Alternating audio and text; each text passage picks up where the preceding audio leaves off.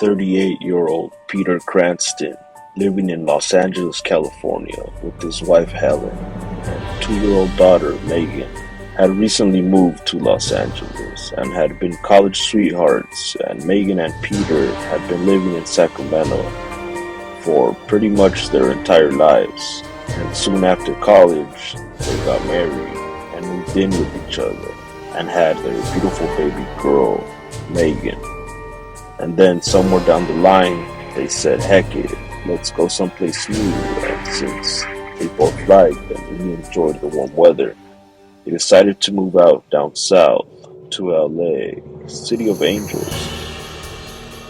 Soon after moving in into their newfound apartment complex, Peter found a job as a business consultant for independently owned franchises throughout the LA area.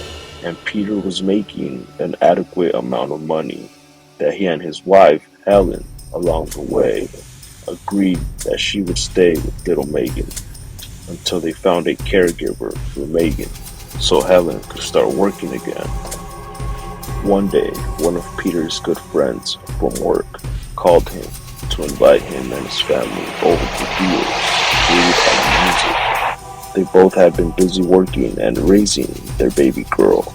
They decided they needed some time to go out, a day away from home, and to having drinks with friends and having a great time, maybe a puff or two for the stresses, to decrease the everyday grind and physical and mental stress from work and the regular routine of life. So as the family decides to go to Peter's friend's party, they start to get ready. Peter puts together a fresh outfit for the night. He goes for the croc skin, Gucci shoes, and a laid designer outfit from Burberry, and his top secret men's catalog Supreme under the shelf men's cologne. His wife puts on a red dress and a pair of red bottoms for the night, along with red lipstick and hair to the air like Julia Roberts in 1990's America's hit film Pretty Woman. The very sweet, charming, and heartwarming little Megan seems to be upset at one point as she notices mom and dad having a conversation about if maybe they shouldn't go and instead watch movies together as a family, since it was both of their first time alone together at home.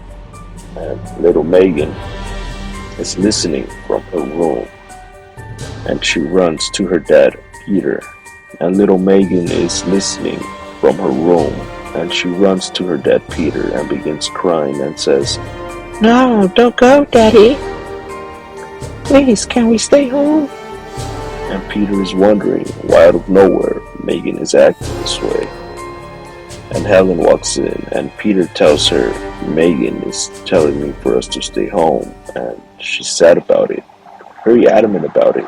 Both Peter and his wife Helen can't explain the feeling they both have, almost like an eerie and negative feeling about the kickback party at Mark's, Peter's friend.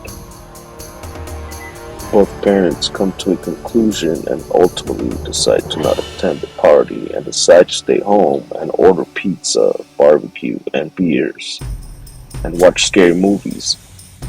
Later that night, they put everything away and go to sleep. The next day, Peter receives a call from Mark, and he seems a little uneasy and out of breath and breathing heavy and sounds exhausted and groggy. And Peter asks him, What's wrong, man? Are you alright? And Marv says, No, I'm not, but I'm happy you didn't come over to my house last night. There was an outbreak. 3 people died. They got cut open. I don't know who the person was. I had never met him before. He was a supposed friend of a friend of a friend, and no one really knew who he was or why he was there. Came out of nowhere from the kitchen into the living room with a butcher's knife and slaughtered 3 people that were sitting down having drinks. Marv keeps explaining to Peter more about what happened, and he even says that his wife had to throw the 3 children out of the second floor of the house, including herself, in order to escape the mysterious slaughterer. Some of the people at the party, including Marv, said they had seen the killer smoke PCP while at the party. They had seen the killer smoke PCP while at the party, and that he seemed anxious, as if something was bothering him. They noted that he kept pacing back and forth, almost in a reptilian type of manner that had some of the guests shook and uneasy about the whole situation. A few minutes later, the police came and found the killer on the side of the road, incoherent and unaware of what he just did. No one ever imagined what the consequences of being at Marv's party was going to be, and the outcome of these horrendous, cruel, and bloody acts that seemed like a blare in disbelief and clueless as to why this happened. Peter and his family got real lucky that night. They both had a feeling of unsureness to go to Marv's party. And not only that, but the echoes of cry from their child little Megan put them in the forefront by their instinct. Was this a message from God? Possibly an angel looking down for Peter and his family? You be the judge.